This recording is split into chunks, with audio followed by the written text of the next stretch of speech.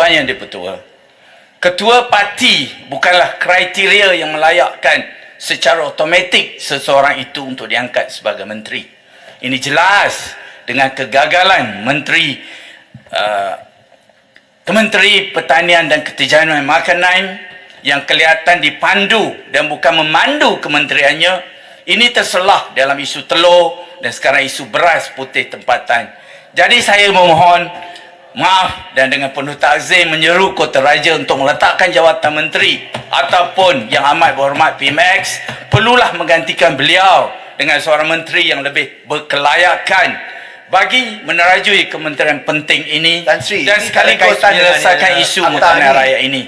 Tuan Yang di-Pertua, RUU ini membawa dasar fiskal yang berhemah dan berintegriti dalam pengurusan kewangan awam dengan meletakkan menteri mengambil penuh tanggungjawab, accountability, ketelusan dan kesesamaan antara generasi kini dan akan datang.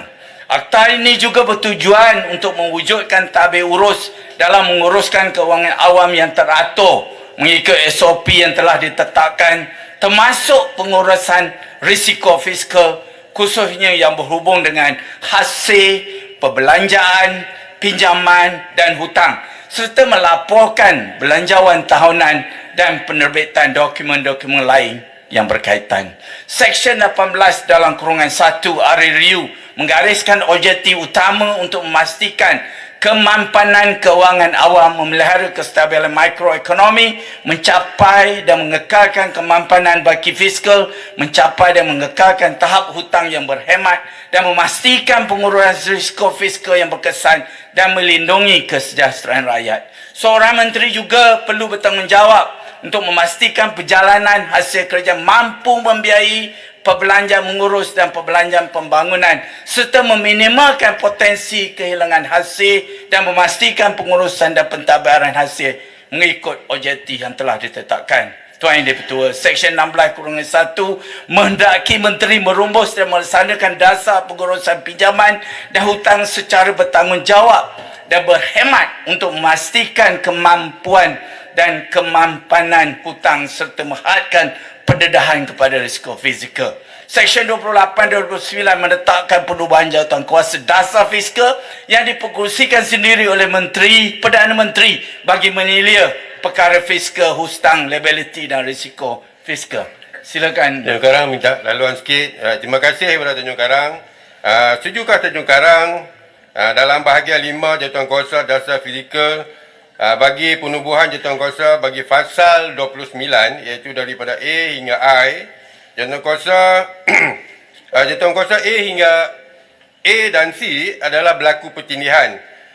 Saya mencadangkan supaya pertindihan ini adalah boleh mengganggu tata kelola kewangan. Saya mencadangkan supaya jawatankuasa C diasingkan supaya lebih telus dan terjamin. Terima kasih Tanjung Karang. Ya, sila masukkan ucapan dalam ucapan saya. Seterusnya, Seksyen 32 menghendaki seorang menteri menyediakan laporan prestasi perbelanjaan pertengah tahun, penyata risiko fiskal, penyata perbelanjaan cukai tahunan dan pelan mitigasi sekiranya berkenaan. Tuan Yang di-Pertua, di dalam RUU Kewangan Awam dan Tanggungjawab Fiskal ini, ianya berakhir di bahagian 4 dengan tajuk pelaporan.